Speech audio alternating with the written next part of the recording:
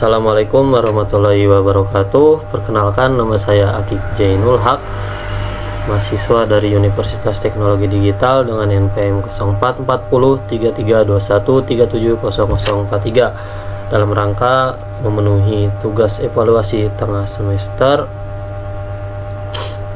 yaitu membuat sebuah video tentang materi-materi yang sebelumnya pernah dipresentasikan. Maka di video kali ini saya akan menyampaikan sebuah materi yang mana telah saya pelajari gitu.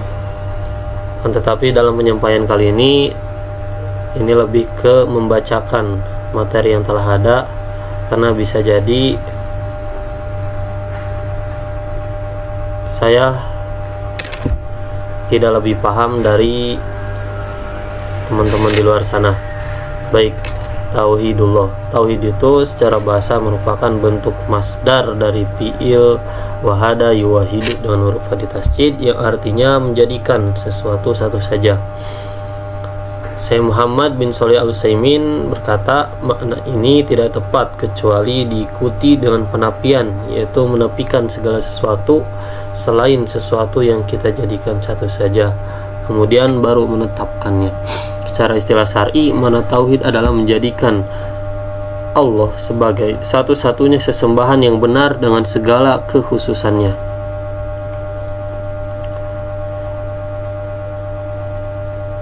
Dari makna ini sesungguhnya dapat dipahami bahwa banyak hal yang dijadikan sesembahan oleh manusia. Bisa jadi itu berupa malaikat, para nabi, orang-orang solih, atau bahkan makhluk Allah yang lain. Namun seorang yang bertauhid hanya menjadikan Allah sebagai satu-satunya Rob, Malik, dan Ilah. Mentauhidkan Allah secara umum berarti mengesahkan Allah dalam zat, mentauhidkannya sebagai satu-satunya zat yang berhak dan layak disembah. Tiada sesembahan yang benar selain Dia, sehingga tidak boleh menyatukannya dengan sesuatu apapun dalam ibadah. Pembagiannya sendiri, tauhid ini dibagi menjadi 3, yaitu ada tauhid rububiyah, yaitu mentauhidkan Allah dalam kejadian-kejadian yang hanya bisa dilakukan oleh Allah, serta menyatakan dengan tegas bahwa Allah adalah Rob, Raja dan pencipta semua makhluk, dan Allah lah yang mengatur dan mengubah keadaan mereka.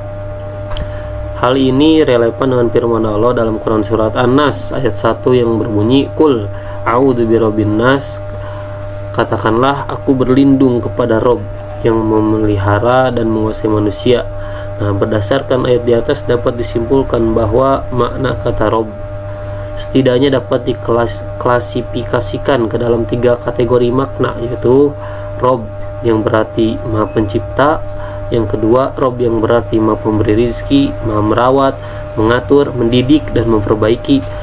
Lalu 3 Rob yang berarti Maha Kuasa, Maha Merajai, Maha Memiliki, dan yang memerintah. Dengan demikian, kata Rob ini mengandung makna-makna yang merupakan karakteristik khas bagi ilah itu sendiri.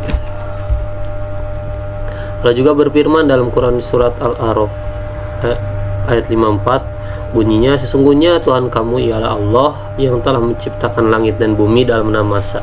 Lalu Dia bersemayam di atas arsy. Dia menutupkan malam kepada siang yang mengikutinya dengan cepat, dan diciptakannya pula matahari, bulan, dan bintang-bintang. Masing-masing tunduk kepada perintahnya.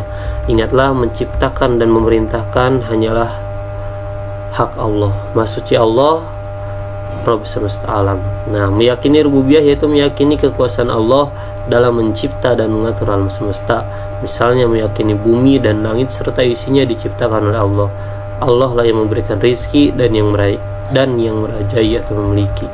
Yang kedua yaitu tauhid mulkiyah. Tauhid mulkiyah berasal dari kata malika yang meliku, artinya memiliki, berkuasa penuh atas yang dimiliki.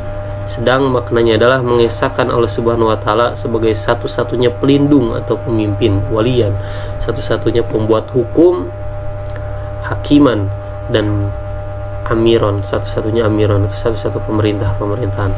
Allah Subhanahu wa Ta'ala berfirman di Quran surat An-Nasnya ayat kedua, Malikin Nas, Raja Manusia, dalam tauhid mulkiyah memberikan makna Allah sebagai walian, hakiman, dan amiran, bahwasanya Allah sebagai Rabb dan ilah yang hanya kepadanya manusia harus beribadah dan menjadikannya sebagai sesembahan yang satu dan tidak ada tandingannya. Maka kedudukannya kepada Allah adalah raja pemegang kekuasaan di alam semesta ini. Selanjutnya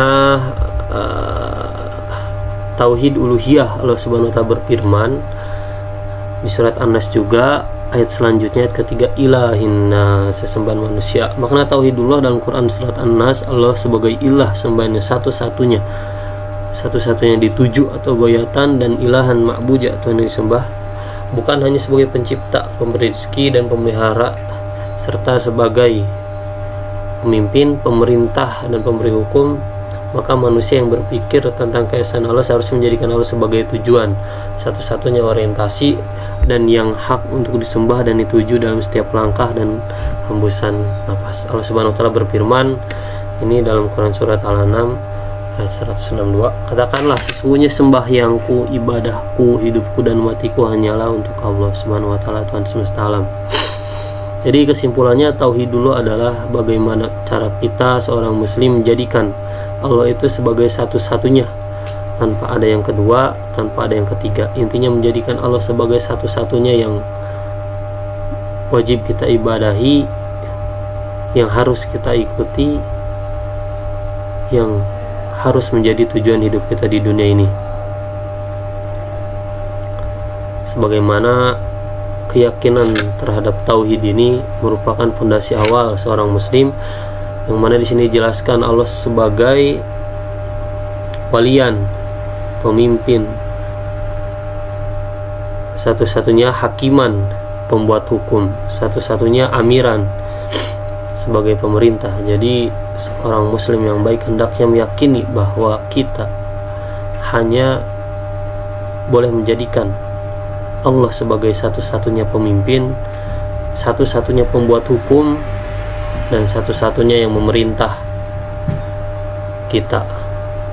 Lalu kita juga harus meyakini Allah itu sebagai tujuan dari kehidupan kita, sehingga dengan adanya tauhidullah ini, keyakinan kita semakin terpatri, semakin kuat, dan semakin jelas tujuan hidup kita di dunia ini.